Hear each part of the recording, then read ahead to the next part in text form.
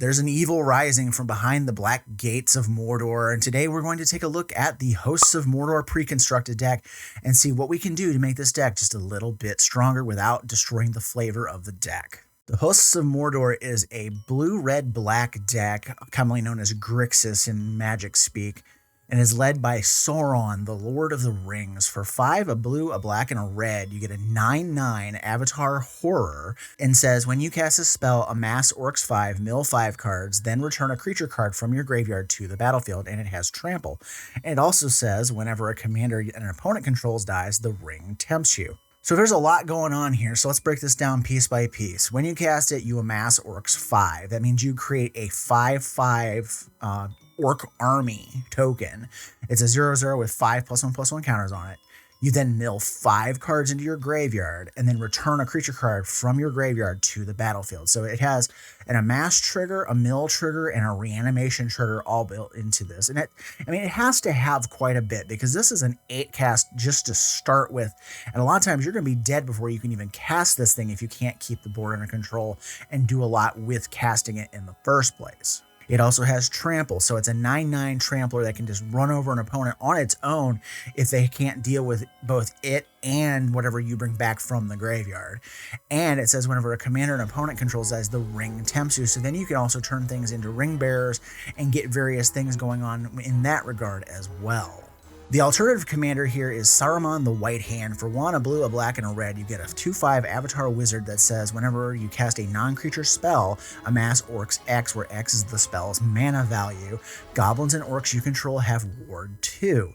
So this is another way to kind of go about this. If you want to have a lower to the ground, cheaper commander, you could put Saruman in as the face of the deck and do a bunch of non-creature spells and try to do amass tricks with that as well. And you can kind of go like at a goblin and orc tribal type of theme here because it does give them Ward 2 as well. So there's some different ways we can go here. You can also kind of tilt the deck as like you want Sauron's forces on one hand or you want Saruman's forces, because in the story they were kind of separate things. You had the Uruk-hai that Saruman had created and given his white hand blessing so they could travel during the day, and then you have Sauron's orcs massing behind the black gate, and they were kind of, relegated to not being able to go out into the sun. So you can kind of build your deck kind of a little more thematic that way as well. So now let's take a look at what I would cut out of this deck to make room for some better spells. First up is going to be 2 cards from the cycle that I do not like that is in the new main set and in the commander decks as well. This is Monstrosity of the Lake. For 4 and a blue, you get a 4/6 Kraken that says whenever it enters the battlefield, you can pay 5 additional colorless. If you do, tap all creatures your opponents control, then put a stun counter on each of those creatures, and it has Island Cycling 2. Now, these are basically mostly overcosted creatures for the most part that you can't cast easily most of the time, and then they just have an ancillary island or whatever land type cycling attached to them. And I'm not a big fan of it because for the most part, they either cost way too much for what they are. Like this is a great, late game thing, or maybe if you can somehow cheat it out onto the battlefield with a reanimation spell, then you'd have the 5 mana available. But if you're going to hard cast this thing, you're going to have to pay another 5. So that's 10 mana to tap your opponent's stuff down. So unless you're able to kill them on the spot, this is something that's very difficult to cast, and I can think of better things I want to put in this deck. The other one I don't like in here, and this is actually included from the main set, is Troll of Kaza. For 5 and a black, you get a 6/5 troll that says it cannot be blocked except by 3 or more creatures, and it has Swamp Cycling 1. 6 mana for a 6/5 with basically what is Super Menace is not exactly something I really want to spend my mana on. And on top of that, just including a card for that Swamp Cycling effect is not something I want to do either. I have better things to do with my time and energy in a deck. An editor's note, these do get better if you build it as a Reanimator deck exclusively. The next card I'm going to cut is actually kind of a flavor issue for me. It's Inferno Titan. For 4 red, you get a 6/6 giant that gets pumped +1/+0 for paying a red into it. And then it has, whenever it enters the battlefield, it deals 3 damage divided as you choose among 1, 2, or 3 targets. For the most part, from what I remember of Lord of the Rings, and even in the movies and stuff, there were no giants in the stories. There were no giants around to cause issues. The forces that Mordor had mustered behind the gate, they did not have giants. They were mostly made up of orcs and other men who were cast out from Gondor and cast out from Rohan that hated them. So they joined Sauron's forces. And it's like these things did not really exist. So it's like, I don't like that this is included here and why it's in here. So I'm going to kick it out. The next card could go either way because it depends on how you have your deck built. If you're leaning heavily into Reanimator, this card could be useful, but if you're leaning more in the Amass direction, it's not quite as good. This card is Forbidden Alchemy. For 2 and a blue, you get an instant that says, look at the top 4 cards of your library, put one of them into your hand and the rest into your graveyard, and it has flashbacks of 6 and a black. So you can look at 4 cards, put one in your hand and the rest in your graveyard. So, you could grab a Reanimator spell and dump a couple targets into the graveyard. And that's good if you're doing a Reanimator style deck. But if you're, wanting to actually cast your spells and you don't have many ways of getting them back, I'm not a fan of those kind of spells because sometimes you can shoot yourself in the foot by dumping stuff into your graveyard that you didn't want going in, but there was more useful things that you needed to hang on to instead. Next up is Lidless Gaze. For 2, a black and a red, you get a sorcery. It says exile the top card of each player's library. Until the end of your next turn, you may play those cards, and the mana of any type can be spent to cast them, and it has flashback of 2, a black and a red. I'm taking this out because this can be kind of tricky at times, these kind of spells. It's great that you can get a spell off of each player's deck. What sucks is you may not have the mana to take advantage of these things, even going into your next turn. At most, you might get one of the 2 spells off the top of the 2 decks, unless it's just a couple of really cheap spells. But you just don't know what's going to happen with your opponent and your deck. You could have some just ungodly expensive thing. On top of that, you could accidentally exile like a good Reanimator target or a good big spell that you wanted to keep, and you may not have enough mana to cast it. It's going to be stuck in exile for the rest of the game.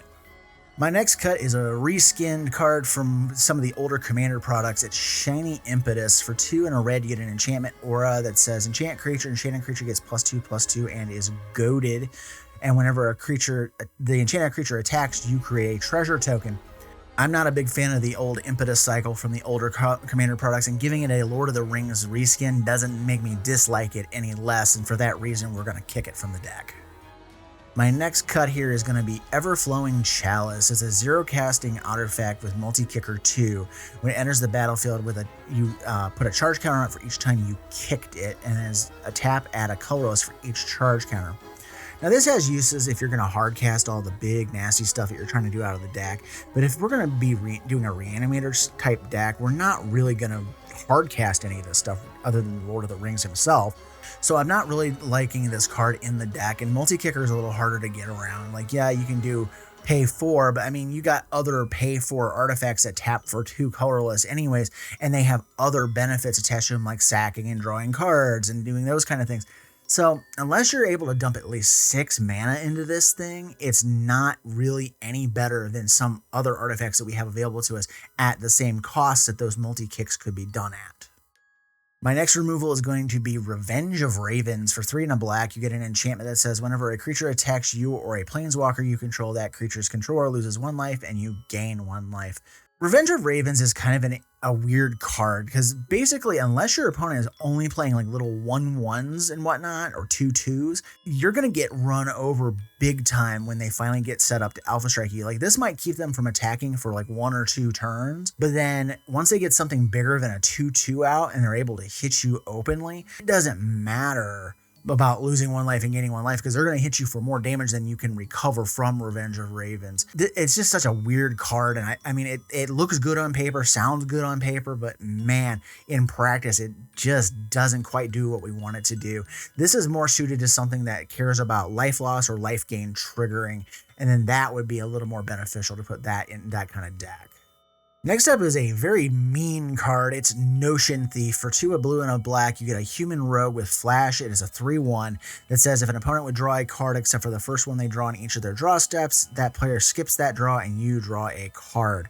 This is bustedly bad if you have like a Windfall and Wheel of Fortune effects and things like that, because then you get all the card draws and your opponents don't get anything. And on top of that, they have to discard their hand to the spell effects.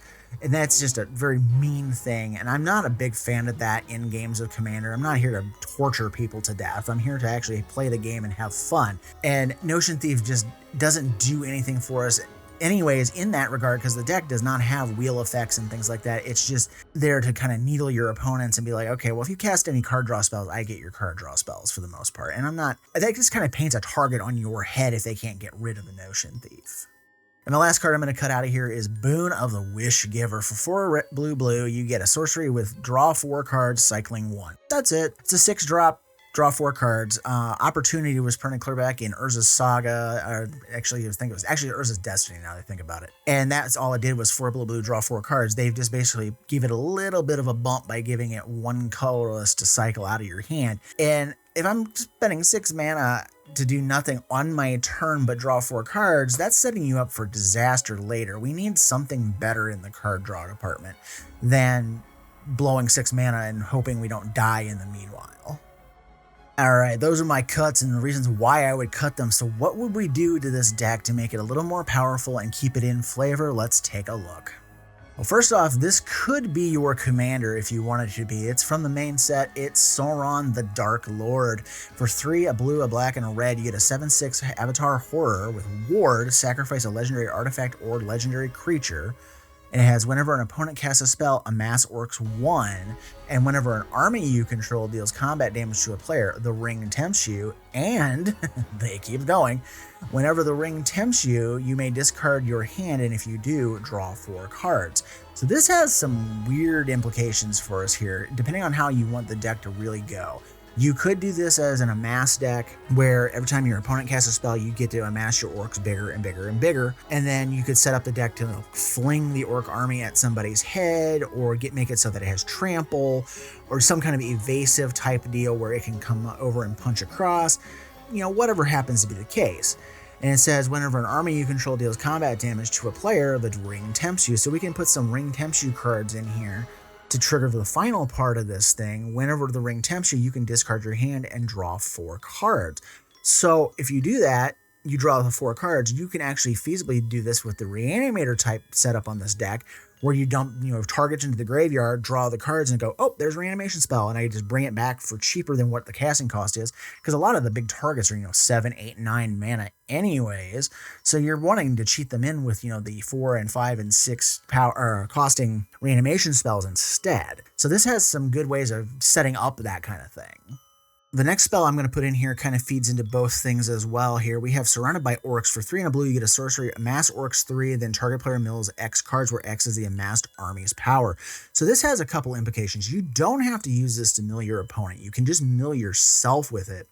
And you could easily have, with all this other amass stuff we have in the deck, mill yourself for 7, 8, 9 power on the army, and then you get a bunch of reanimator targets in the graveyard, and then you can just bring those back, and then also have this big orc army to go up against your opponent as well. The next card drove me absolutely insane at the pre-release, because I was playing a green-white food deck trying to gain life and keep ahead, and the opponent jammed Grima Wormtongue against me. For 2 and a black, it's a 1/4 human advisor. Your opponents can't gain life. You can tell that shuts down a food deck really fast. And then tap, sacrifice another creature, target player loses 1 life. If the sacrificed creature was legendary, amass Orcs 2. So we could have some options here to sacrifice some of our legendary creatures, such as the balrog, and get its death trigger off of that, and then also amass Orcs. We can turn some of our amassed Orc armies into ring bearers, and we can sack those to this to get the effects to re-amass an Orc army. There's a lot of things going on here with Grima, and the opponents not being able to gain life is just the icing on the cake. I mean, this deck is all about, the Lord of the Rings, so I could not put this in here. It's 1 ring to rule them all. For 2 black, we have an Enchantment Saga. Chapter 1, the ring tempts you. Then each player mills cards equal to the ring bearer's power. So if you have a big orc army that you've turned into a ring bearer, you can go ahead and mill a bunch of cards, and again, set yourself up for some reanimation. Destroy all non-legendary creatures. So if you have several legends in this deck, so a lot of your stuff is not going to die to this. And then Chapter 3, each opponent loses 1 life for each creature card in that player's graveyard. So Chapter 2 basically sets up Chapter 3 on this to do a burst of damage on our opponents. The next card I'm going to include in this actually combos very well with a card that's included in the Precon. This is the Fall of Andros. For 2 and a red, you get an enchantment that says whenever a creature an opponent controls is dealt excess non-combat damage, amass Orcs X, where X is the excess damage, and it can pay 7 and a red into it, and Fall of Andros deals 7 damage to target creature. So you can, pay 8 mana into this thing, blast like a 1/1, and you're going to amass Orcs 6. But what I was talking about is this combos up really, really well with the card that's included in the Precon, Blasphemous Act. Blasphemous Act deals 13 damage to all creatures. So for every creature your opponent's got hit with excess damage over that 13 that's there, you're going to amass Orcs X, and you can just get this gigantic thing, this monstrous orc army off of it, and then your opponents are not going to have anything left on the board, which is just freaking hilarious to me. Something that'll actually help our orc armies, get into the red zone a little bit quicker is Rising of the Day. For 2 and a red, you have an enchantment, and creatures you control have haste, and legendary creatures you control get +1/+0. So our legendary stuff's going to get bigger. All of our creatures are going to have haste and be able to crash at our opponents a lot quicker rather than sitting there and waiting and hoping our opponents don't have removal available to them on our turn while we cast this stuff out. As of recording the next card, it's a little pricier to get, but it'll go down as the boxes are open. This is Spiteful Banditry. For X red. You get an enchantment that says when it enters the battlefield, it deals X damage to each creature, and whenever one or more creatures your opponents control die, you create a treasure token, but this ability only triggers once each turn. So it's kind of a red version of the Meat Hook Massacre from Magic, but in this case you can do the excess damage things with like the Fall of Andros, and it also has an ancillary benefit of creating treasures for us later if creatures get killed in other board wipes, or you do single target removals and things like that. And you can kind of time it out, like you can blow up something on your turn or dies in combat, then you can save a removal spell for your opponent's turn, and then you'll get another treasure, and you can kind of sit back and do things with it to kind of stack the treasures up as you go along. I mentioned this earlier with Grima Wormtongue, but this guy would be something I would love to feed into his sacrifice ability. This is the Balrog, Durin's Bane. For 5, a black and a red, you get an Avatar Demon 7/5 that costs 1 less to cast for each permanent sacrifice this turn. It has haste, and it cannot be blocked except by legendary creatures, and when the Balrog dies, destroy target artifact or creature an opponent controls. So you can use Grima's activation to sacrifice a permanent to make it cheaper to cast. It has haste on its own to swing out with. Only legendary creatures can block it, so basically, okay, your commanders are the only thing that are going to be able to block this in a lot of cases. And when the Balrog dies, destroy target artifact or creature they control. So if they don't want to block it, I can sacrifice this to Grima Wormtongue. It'll get its death trigger, I'll get an amass trigger, and then I can probably bring this back later with a reanimation spell. This is just a lot of fun looking at it. The last card from the new set that I'm going to include in this little light update is the Palantir of Orthong. For 3 colorless, you get a legendary artifact that says at the beginning of your end step, put an influence counter on the Palantir of Orthong and scry 2. Then an opponent may have you draw a card. If they don't, you mill X cards, where X is the number of influence counters on Palantir of Orthong, and that player loses life equal to the total mana value of the cards that are milled. So this is kind of interesting. It feeds into a couple of things. Opponents don't like giving you cards. That's almost a given. But are they willing to gamble on you milling out some big nasty like the Balrog I was just looking at, or Sauron, the Lord of the Rings, or something like that that's you might swap into the main deck? If those things are in your deck and they're like, I ain't letting you draw a card. Okay, you milled 2 or 3 cards. You could feasibly blast your opponent for 15 plus damage out of nowhere. This is almost kind of like the choice. It's like a choice of damnations. You're like, okay, well, I can either get a card or I can zap you in the face. Take your pick. The last card I'm going to recommend, and it's the only card from Magic the Gathering sets that I'm going to put in here, is a reanimation spell. It's Summon Undead. This is one of the only few things I felt worked with the Lord of the Rings, because some reanimation spells reference things that are going on in the world of Magic, or they have things going on. I just didn't like the feel of them, but this one actually felt okay. On top of that, for 4 and a black, you get a sorcery. You mill 3 cards, then return a creature card from the graveyard. So it has its own built-in mill engine. be able to mill off stuff and then bring it back from the graveyard. So for that reason, I liked this version of the reanimation spells and I wanted to include it here. So what did you guys think? Did you like what I recommended? Let me know in the comments below if you had anything else that you thought I could have put in here. And remember, I'm trying to do this as a light upgrade where I'm not, replacing things with named Magic the Gathering IP stuff. So no planeswalkers, no named legendary creatures, that kind of stuff. I want the Lord of the Rings feel to come out of this. So with that said, I hope you enjoyed these pre-con videos and I will see you in the next video.